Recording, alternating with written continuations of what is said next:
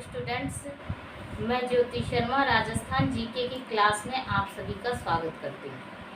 तो स्टार्ट करते हैं। राजस्थान जीके के अंतर्गत हम राजवंश पढ़ रहे थे। राजवंश के अंतर्गत हम चौहान वंश तक पढ़ चुके थे, मतलब चौहान वंश पढ़ना स्टार्ट कर दिया था और शाकंभरी के चौहान हमने पढ़ लिए थे। अब हम पढ़ रहे हैं अजमेर के चौहान वंश। है वही वंश, लेकिन उसी क्लास को आगे बढ़ाते हुए पढ़ रहे हैं अजमेर में चौहान वंश का क्रम। तो अजमेर में चौहान वंश का क्रम देखो, अर्णोराज, फिर विग्रहराज चतुर्थ, फिर पृथ्वीराज द्वितीय, फिर सोमेश्वर चौहान, फिर पृथ्वीराज चौहान तृतीय। पृथ्वीराज चौहान तृतीय तक ये वंश चला। फिर पृथ्वीराज चौहान के बाद की मृत्यु के बाद फिर इस वंश ने अपनी शाखा कहाँ डाली? रणथंभौर में डाली थी। तो अब पढ़ते हैं अजयराज चौहान 1105 से 1133 ईस्वी। तो अजयराज चौहान का शासनकाल कब से कब तक रहा? 1105 से 1133 ईस्वी। अजयराज 1105 ईस्वी में अजमेर का शासक बना और यह एक चौहान वंश का बहुत ही प्रतापी शासक था और 1105 ईस्वी में ये बना शासक। 1113 ईस्वी में अजयराज ने अजमेर शहर बसाया। कौन सा शहर बसाया अजयराज ने? अजमेर शहर। ये स्टूडेंट्स, ये क्वेश्चन भी आया हुआ है, अभी रीट की एग्जाम हुई थी, एसएसटी के पेपर में आया था कि अजमेर शहर किसने बसाया था। तो ये क्वेश्चन आया था और ये बसाया था अजयराज ने। तो इसकी एक एक लाइन को आप ध्यान से देखो, एक एक लाइन से प्रश्न बन रहे हैं, तो आप खुद के हिसाब से भी इन प्रश्नों का निर्माण कर सकते हो और पढ़ सकते हो। आप अपने साथ एक नोटबुक रखें, तो उसमें साथ के साथ ये सारे डेटा, जैसे जो बोर्ड पे है वो तो है ही, उसके अलावा भी अगर मैं कुछ बोलती हूँ तो उनको साथ के साथ आपकी नोटबुक में लिखते जाएं। तो 1113 ईस्वी में अजयराज ने अजमेर शहर बसाया तथा अजयमेरु दुर्ग का भी निर्माण करवाया। और जो ये अजयमेरु दुर्ग है ये गढ़बीठली पहाड़ी पर स्थित है। कौन सी पहाड़ी पर स्थित है? गढ़बीठली पहाड़ी पर। और इसे तारागढ़ दुर्ग भी कहा जाता है। और इस तारागढ़ दुर्ग में जो रूठी रानी थी उसने भी अपना जीवन काल बिताया था। जो रूठी रानी उमा दे थी ना, उन्होंने अपना जीवन किस में बिताया था? तारागढ़ दुर्ग में बिताया था। मालदीव से रूट कर आ गई थी ना वो, तो उसने अपना अंतिम समय तक वो यहीं रही थी। फिर नेक्स्ट है अजयराज ने क्या किया? मालवा के जो शासक थे नरवर्मन, मालवा के शासक नरवर्मन को पराजित किया और उनके जो मालवा के शासक थे शासक नरवर्मन, उनके सेनापति थे सुलहन, उनको क्या कर लिया? बंदी बना लिया। और फिर उसके बाद अजयराज ने कौन सी उपाधि धारण की? तो इन्होंने गर्जन मातंग की उपाधि को धारण किया। कौन सी उपाधि? ये भी मोस्ट है कि भाई उपाधियों का भी पूछ लिया जाता है कि अजयराज की उपाधि क्या थी। तो इनकी उपाधि थी गर्जन मातंग, इनकी उपाधि थी। और फिर अजयराज ने चांदी तथा तांबे के सिक्के चलाए जो अजय प्रिय द्रव्य कहलाए। क्या कहलाए वो सिक्के? अजय प्रिय द्रव्य कहलाए। और कुछ मुद्राओं पर तो उनकी रानी थी सोमलवती, उनका नाम भी अंकित है उनकी इन मुद्राओं पर। ये रानी का सोमलवती का नाम कई मुद्राओं पर अंकित है। और जो गोपीनाथ शर्मा है, गोपीनाथ शर्मा ने अजयराज के काल को क्या कहा? चौहानों का निर्माण काल भी कहा। कौन सा काल? चौहानों का निर्माण काल कहा अजयराज के काल को। और अजयराज है जो शैव मतावलंबी था। कौन सा मतावलंबी था अजयराज? शैव मतलब शिव को मानने वाला। शिव को मानने वाले को क्या कहा जाता है? शैव।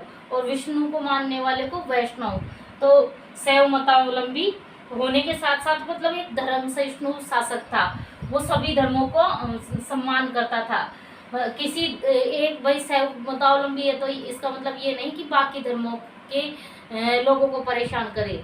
वो एक धर्म सहिष्णु शासक था।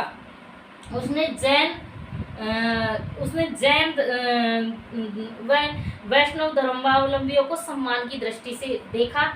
अजय राज ने नए नगर में जैन धर्मावलंबियों को मंदिर बनाने की अनुमति प्रदान की और पार्श्वनाथ के मंदिर के लिए एक स्वर्ण कलश भी भेंट किया। अब नेक्स्ट शासक पर चलते हैं, अर्णोराज चौहान। अर्णोराज चौहान का शासनकाल कब से कब तक रहा? तो अर्णोराज चौहान का शासनकाल 1133 से 1155 ईस्वी तक रहा। कब से कब तक रहा? 1133 से 1155 ईस्वी तक। और इन्हें आनाजी भी कहते थे लोग। क्या कहते थे? आनाजी। अर्णोराज ने तुर्कों तथा मालवा के शासकों को परास्त किया। तुर्कों तथा मालवा के शासकों को परास्त किया और 1137 ईस्वी में तुर्कों की रक्त रंजित, मतलब तुर्कों को मारा था ना उसने, तो वो भूमि तुर्कों के रक्त से भीग गई थी। उस भूमि पर क्या किया? आना सागर झील का उन्होंने निर्माण करवाया। तुर्कों के रक्त को धोने के लिए इस झील का निर्माण करवाया था। आना सागर जो भूमि है पवित्र हो गई थी ना, उसको पवित्र करने के लिए उन्होंने इस झील का निर्माण करवाया। और जो ये आना सागर झील है, इसी के किनारे शाहजहां ने 12 दरी का निर्माण करवाया था। क्वेश्चन आ सकता है कि शाहजहां ने 12 दरी का निर्माण कहाँ करवाया? तो आना सागर झील के किनारे 12 दरी का निर्माण करवाया। अर्णोराज ने चालुक्य वंशीय शासक जयसिंह सिद्धराज को पराजित कर दिया और उनकी पुत्री कांचन देवी से विवाह किया। जो चालुक्य वंशीय शासक थे जयसिंह सिद्धराज, उनको परास्त किया और उनकी एक पुत्री थी कांचन देवी, जिस उनसे विवाह किया और अपनी स्थिति को क्या किया? मजबूत किया। मालवा के शासक नरवर्मन को तो पराजित कर ही दिया था उन्होंने। और एक ये भी है कि आबू के निकट चालुक्य शासक कुमारपाल फर्स्ट ने अर्णोराज को पराजित किया था। इसकी जानकारी मेरुतुंग रचित ग्रंथ प्रबंध चिंतामणि से मिलती है। भाई चालुक्य वंश के शासकों ने एक बार अर्णोराज को हरा भी दिया था, इससे इनकी थोड़ी बहुत प्रतिष्ठा भी गिरी थी।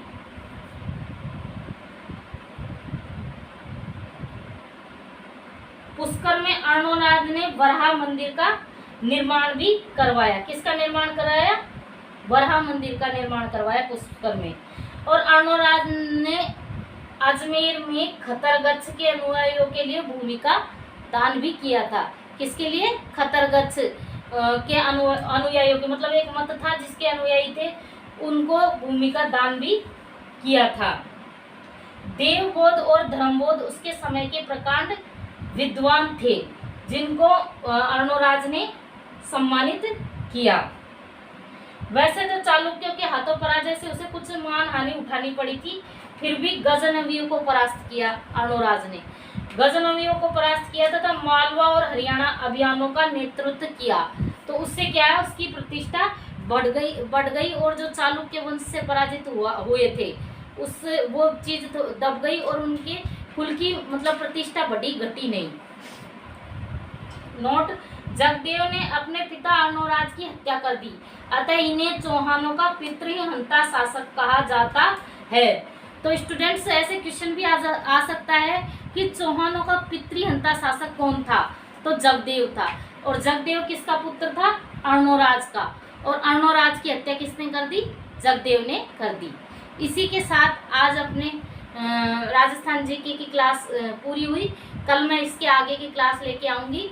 इस क्लास को ज़्यादा से ज़्यादा लाइक करें, शेयर करें, सब्सक्राइब करें। धन्यवाद।